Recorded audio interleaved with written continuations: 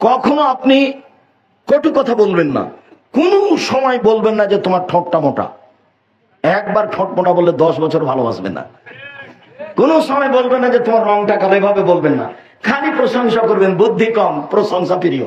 তোমার মতো কোনো মেয়ে দেখি না, তোমার চাল চলন সবচেয়ে ভালো, সারা রাত পাটি বেঁধে। আল্লাহ নবী বলছেন যে বুদ্ধি কম না কেস তাকলি নদীন। আপনি গালি দিয়েন না, প্রশংসা করেন, সংসার একবারে খুব সুন্দর হবে, শান্তি পাবেন, তৃপ্তি পাবেন। আর বুঝতে পারেননি যে ও কি জিনিস, যার কারণে মেরেছেন, যার কারণে গালি দিয়েছেন, শেষ পর্যন্ত আপনি শান্তি পাননি। শান্তি তৃপ্তি দিতে হলে প্রশংসা করতে হবে বেশি, গালি দিতে হবে না, তাহলে সংসার সুন্দর হয়ে যাবে। 4, কখনো মুখের উপরে মারবেন না। 5, নিজের বাড়ি ছাড়া কোথাও যেতে দিবেন না। এবার নিজের বাড়ি ছাড়া কোথাও যেতে দিবেন না। জরুরি দুর্ঘটনা ছাড়া খালার বাড়ি যেতে পাবে না, ফুফুর বাড়ি যেতে পাবে না, মায়ের বাড়ি যেতে পাবে না, জরুরি প্রয়োজন ছাড়া বাড়ির বাইরে যেতে পাবে না। 5টা: 1, যে মানের খাচ্ছেন সে মানের খাওয়াবেন। 2, যে মানের পড়ছেন সে মানের পড়াবেন। 3, কটু কথা বলবেন না। 4, মুখের উপরে পারবেন না। নিজের বাড়ি। 5, নিজের বাড়ি ছাড়া কোথাও যেতে দিবেন না। হাট বাজারের তো প্রশ্নই আসে না, ওকে ঘেরে রাখবেন। আল্লাহ রাসূল বলছেন আল মারতু আওরা, মহিলা হচ্ছে ঢেকে রাখা জিনিস। মহিলা হচ্ছে ঢেকে রাখা জিনিস, ওকে ঢেকে রাখতে হবে। এই ছেলে বসো। সম্মানিত দিনী ভাই বোন, চলে আসলাম অল্প সময়। ইবাদতের জগতে সবচেয়ে দামি ইবাদত সিয়াম। এটা কিভাবে হলো একটু দেখেন তো। উমামা বাহিলি রাদিয়াল্লাহু তাআলা আনহু বলেন, আল্লাহর নবী মুরনি বিআমালিন, আল্লাহ নবী আমাকে একটা আমলের কথা বলেন তো আল্লাহ নবী, যাতে আমি জান্নাতে চলে যাব। তখন আল্লাহ রাসূল বলছেন, উমামা আলাইকা বিসসাম ফাইনুল্লাহ মিসলাহু, তুমি সিয়াম পালন করো। ইবাদতের জগতে সিয়ামের মতো কোনো ইবাদত নেই। এটা সিয়াম আর এটা সালাত। সালাত সিয়ামের মতো জিনা, এটা হজ, এটা সিয়াম। হজ সিয়ামের মতো জিনা। পৃথিবীর কোন ইবাদত সিয়ামের মতো নয়। আবার উমামা বাহিলে বলছেন, আল্লাহর নবী আমাকে একটা আমলের কথা বলেন তো আল্লাহর নবী, যেটা করলে আমি জান্নাতে চলে যাব।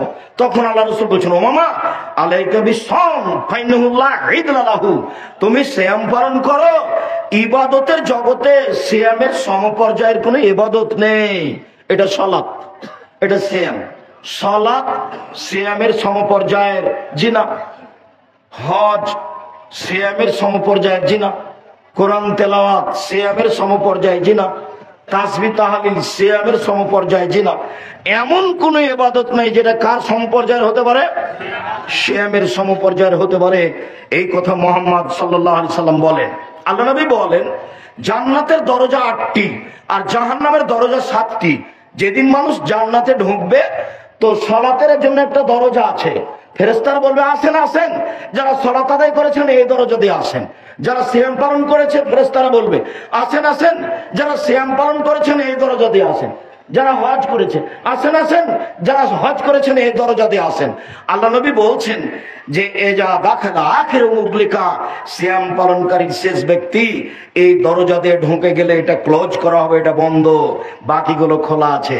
মানে হজ পালনকারী সালাতের দরজা দিয়ে ঢুকতে পারে, মানে সালাত আদায়কারী হজের দরজা দিয়ে ঢুকতে পারে, কিন্তু এই দরজা দিয়ে সিয়াম ছাড়া অন্য কোনো ইবাদত দিয়ে ঢুকতে পাবে না। ইবাদতের জগতে ভিন্ন ধরনের ইবাদত হলো সিয়াম, এর সাথে কোনো মিল নেই। আবু হুরায়রা রাদিয়াল্লাহু তাআলা আনহু বলেন, আল্লাহর নবী বলেছেন, কুল্লু আমাল ইবনে আদম ইয়াকুল হাসানাতু বিআশরি আমসালিল সাবিমিয়াতি, যে আদম সন্তানের সব নেকি 1 থেকে 10, 10 থেকে 700, আরো আরো আরো আরো অনেক। যেটাই করো, সালাত আদায় করলো, আল্লাহ বলবেন এই ফেরেশতা নেকি লিখে দাও, একবারে 10 লিখো, 700 লিখো, বাড়াও। কোরআন মাজিদ তেলাওয়াত করলো, এই ফেরেশতা নেকি লিখো, নেকি লিখো, 10 লিখো, 700 লিখো, বাড়াও। হজ করলো, নেকি লিখো, 700 করো, বাড়াও বাড়াও, সবটাই।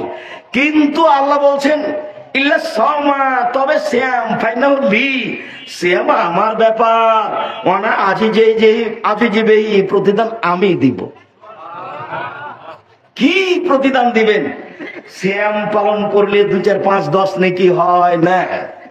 সিয়াম পালনের নামে কোনো নেকি নির্ধারিত নেই।